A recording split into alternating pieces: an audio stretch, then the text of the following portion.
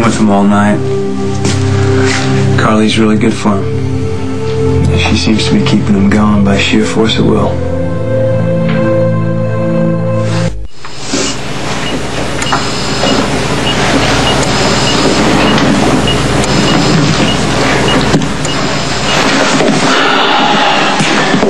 I know the baby's dangerously premature, but I was told that my nephew has a chance to survive.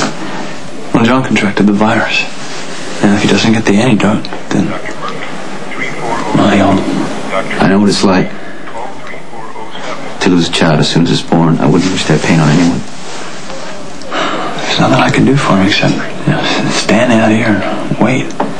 All you can do is be there for him, okay? Love him for as long as he's here. He's your son. You own that.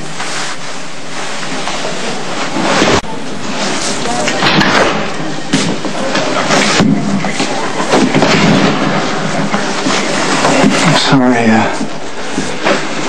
he's getting weaker. Being a preemie, we already have a fight on our hands. They had the fever, and John's system can't keep fighting much longer. What can you do? Honestly, the prognosis isn't good. Well, can you at least make sure that he's comfortable? Of course. I'm so sorry.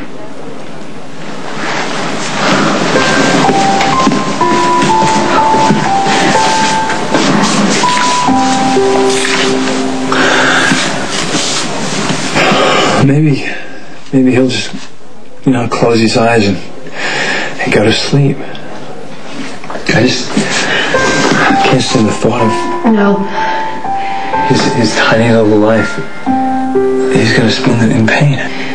You can't give up on him. Carly, you heard the doctor. I don't care what the doctor says. I don't care. If they want to give up on your son, that's fine, but you can't because you're his father. You're the one person who has to believe that little boy is going to live. It is your requirement. It's in your job description. Well, I guess I didn't get that pamphlet. You're crazy if you think that little boy has felt nothing but pain. Because I've seen you with him. I saw you stroke his arm, and I watched him clutch your finger. And he felt it too.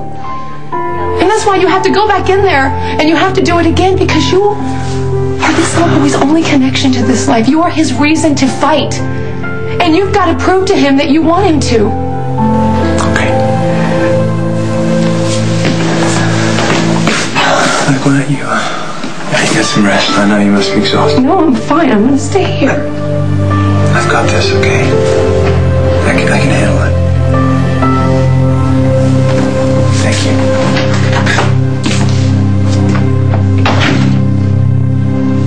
Cowboy, humor me. With the speed this virus is taking people down, we can't afford to overlook any possible clues. Fine, I'll run forensics on the candy wrapper. But I'm with Robert. I think it's a waste of time. And she's not in this alone. She's a go-between. There's a bigger cheese somewhere. You have someone in mind? Follow the money. That's what it's all about. Profit. You were in the Markham Islands with Jason Morgan. And Jason saved my life. And then you went your own separate ways. I need to find out who he talked to after you left him on the island. No, wait a second. Let me get this straight. You blew your chance to buy more antidote, and now you're going to try and pin this on Jason? My niece Carly, Bobby's little... You cannot let him pin this on Jason. Hey, Lou. listen, Carly. Jason's not going to take the fall for this. You have my word on that. We have a couple of strong clues. We're dealing with a woman. We think she may have a sweet tooth. This is your clue? Yeah, we think she dropped it on the pier. You recognize it? Your mother was so excited about you. She wanted a family so much. There was a time that's what we talked about. We were very much in love back then. I love her still. She loves you. That's what connects us all. So here's the deal, okay, little fella? Your mother died so that you can live. That's why it's so important for you to prove everybody wrong and pull through this, okay? I'll be right here. I'll be right here just cheering you on. But you're gonna have to. You're gonna have to do it. You're gonna have to live, to want to live. You do that for your mom, okay? Do that for your mom.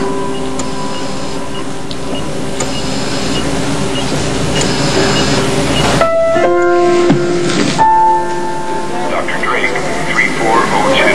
Dr. Noah Drake, call 3402.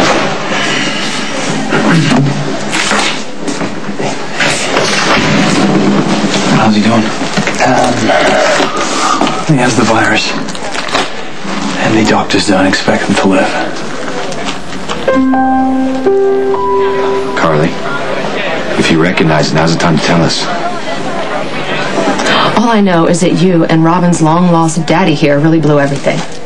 Without the antidote, a little baby will probably die along with a hospital full of other people.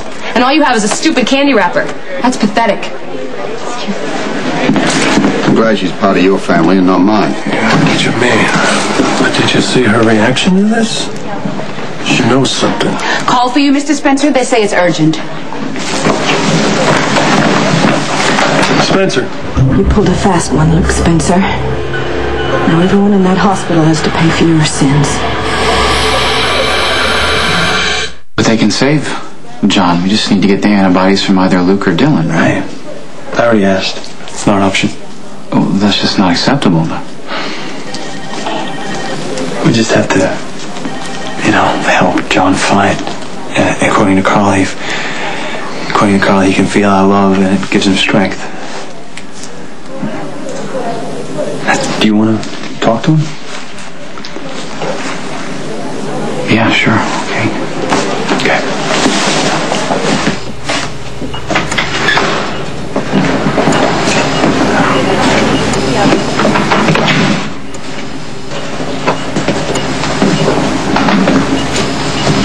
So the Metro Court has an exclusive with Cressida Chocolate. Yes, we lay them out on the pillows every night. You can't get them anywhere else in town. Gotta love a 4-star hotel. Mm-hmm. What about the other thing I asked you to look into? Only one guest checked in with a foreign passport in the past few days. In there. Good work, Talia. Except for one problem.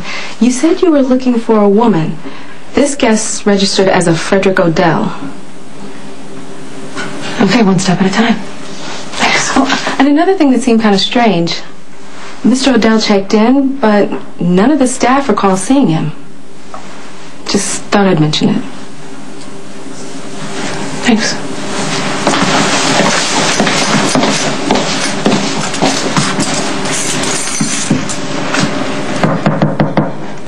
Room service!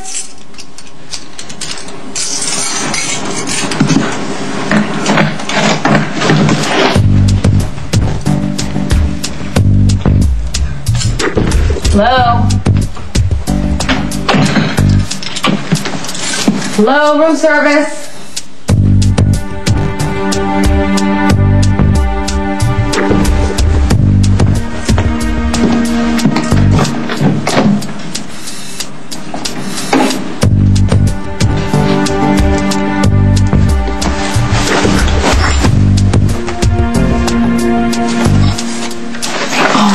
Price tags.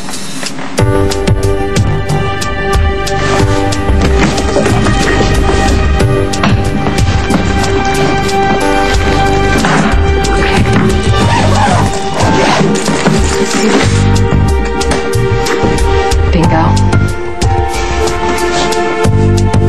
There you go.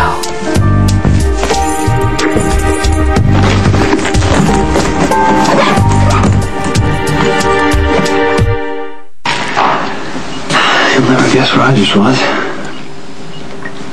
I was looking for Nicholas. I was going to tell him the truth. But I couldn't find him anywhere.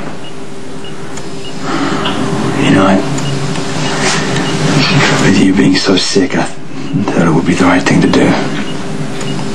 For you to spend a little time with your father before it's too late.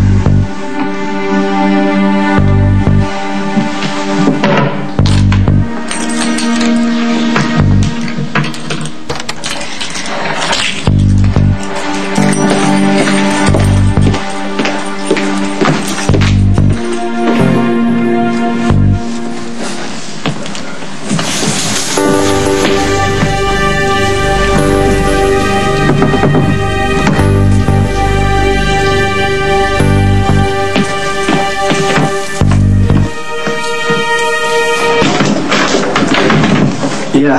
I found it, Jason. The woman with the antidote is staying at my hotel. Now look, she's in room 917. And I think she's keeping the antidote in a cabinet locked. Carly. Carly.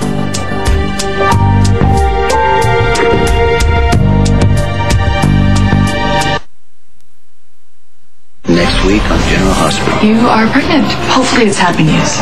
You can move in right away. What do you mean move in? Why are you not all over this? We can find your daughter. And we can try to find your room on it. I don't even know where I was born. You know when? I gave birth to my baby on Mother's Day.